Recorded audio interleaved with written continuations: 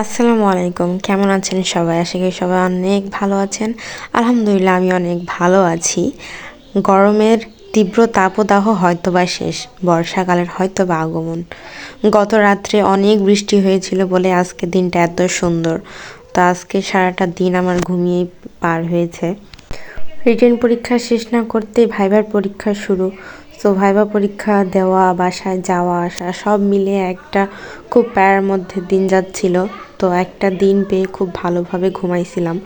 তো এখন রাজশাহীতে না, সব জায়গাতেই আসলে এই সিজনে বের হলে এই ল্যাভেন্ডার কালারের জারুল ফুলগুলো চোখে পড়ছে। তো আমার হোস্টেলের সামনে একটা জারুল ফুলের গাছ আছে। গুলিতে বন্দুক আছে নাই, কাজ হয় না। রাস্তায় এক পিচ্চিকে দেখে তার সাথে দুষ্টামি করতে ছাড়লাম না। তো আমরা তিনটা ফ্রেন্ড মিলে ঘুরতে বের হয়েছি। তো ঘুরতে বের হওয়া মানে অবশ্যই একটু খাই দাই। সো আমাদের হোস্টেলের কাছে একটা দোকানে গিয়ে সেখানে আর কি আমরা সবাই ফুচকার হালিম খাইলাম। অনেক দিন পর মনে হচ্ছে খাইলাম। আমার জানা মতো এমন কোনো মেয়ে নাই যে ফুচকা হালিম এসব কিছু পছন্দ করে না। তো আমাদের হোস্টেলের কাছে এটা থাকায় সুবিধাই হয়েছে। মাঝে মাঝে আমরা ফ্রি টাইমে যখন বের হয় তখন ফ্রেন্ডরা মিলে আর কি খাওয়া দাওয়া করি। আর বিশেষ করে এই টক পানিটা প্রত্যেকটা মেয়েরই এত বেশি ভালো লাগে, আমার তো অনেক বেশি ভালো লাগে। ফিরতি পথে আমরা আবার এই বার্গারগুলো কিনে নিয়ে গেলাম। তো এগুলো আবার রুমে গিয়ে খেয়েছিলাম। তো আজকে আপনাদের সাথে আর একটা জিনিস শেয়ার করব, সেটা হচ্ছে সজিনা ডাঁটার ভর্তা। অনেকে আছে যারা সজিনা ডাঁটা খায় না বা পছন্দ করেন না, অনেকে হয়তো জানেনও না যে সজিনা ডাঁটারও ভর্তা হয়। আমি আপনাদের সাথে সজিনা ডাঁটার পাতা যেটা, সেটা দিয়ে চুলের কিভাবে কেয়ার করা যায় সেটা আপনাদেরকে বলেছিলাম। তো আজকে আমি আপনাদের ভর্তা তৈরি করে দেখাবো। অনেকে আছেন যারা ডাঁটা খেতে পছন্দ করেন না, তো তাদের জন্য এটা একটা বেস্ট সলিউশন যে চিবিয়ে চিবিয়ে ছোবা বেছে খাওয়া লাগবে না। তো ফার্স্টে আমরা পিস পিস করে কেটে নিয়েছিলাম। এটা সাধারণত যেগুলো একটু বয়স্ক হয়ে গেছে সেই ডাঁটাগুলো নিব, তাহলে ভেতরের মাংসগুলো দিয়ে খুব ভালোভাবে ভর্তা তৈরি করা হবে। তো সেটা আমি ফার্স্টে হিটারে গরম পানিতে সিদ্ধ করে নিয়েছি। তো সিদ্ধ করে নেওয়ার পর ঠান্ডা পানিতে আবার সেগুলোকে একটু ঠান্ডা করে নিয়ে ধুয়ে নিচ্ছিলাম। তো এখন যেটা করার পালা সেটা হচ্ছে প্রত্যেকটা ডাঁটা এখন চিড়ে ভিতর থেকে যে মাংসগুলো আছে সেগুলো এখন বের করে নিব। তা আমি আর আমার রুমমেট মিলে বের করতেছিলাম।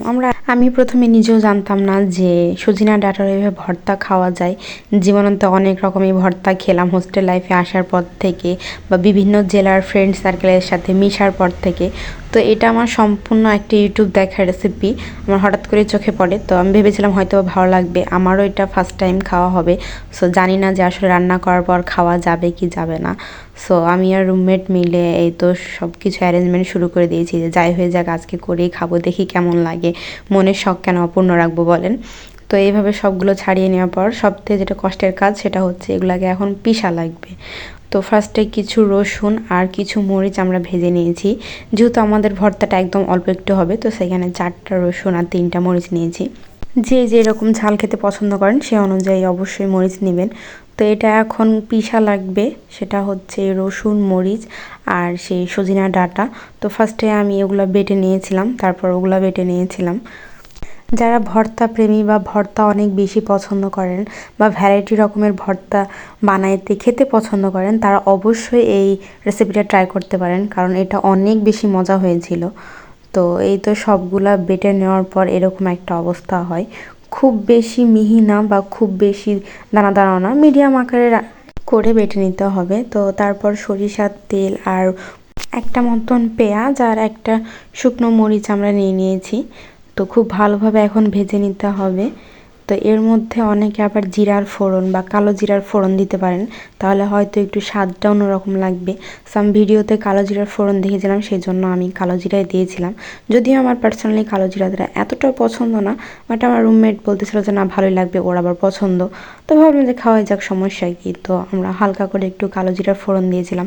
তারপর মিডিয়াম আকারে যখন ভাজা হয়ে যাবে তখন আমাদের যে বেটে রাখা জিনিসগুলো ছিল সেগুলো এখন এই তেলের মধ্যে দিয়ে দিব। তো এটা দিয়ে দেওয়ার পর এখন আমাদের লাগবে পরিমাণ মতো হলুদ আর পরিমাণ মতো লবণ। তারপর খুব ভালো করে নেড়েচেড়ে একদম কষায়ে সুন্দর করে সার্ভ করতে হবে। রেসিপিটা একদমই সহজ। যারা ছুটি আসলেই খান না বা সজিনা ডাঁটা যারা আসলেই খান না, তারা অবশ্যই এভাবে রেসিপিটা ট্রাই করে খাইতে পারেন। আমার মনে হয় যে আপনাদের অনেক বেশি ভালো লাগবে। আমার তো অনেক ভালো লাগছিলো, আমি ফার্স্ট টাইম খাইছিলাম। তো এই তো রেডি আমাদের সজনা ডাঁটার ভর্তা। আশা করি আপনাদেরও ভালো লাগছে। আর আমার ব্লগ আজকে এই পর্যন্তই ছিল। তো সবাই বর্ষাকাল এনজয় করেন, বর্ষাকালে কম ভিজবেন, সবসময় সুস্থ থাকবেন, নিজের কেয়ার করবেন। তো আজকে ভিডিও পর্যন্তই। আল্লাহ হাফিজ। किसने बांधे कैसे किसी को अपना बना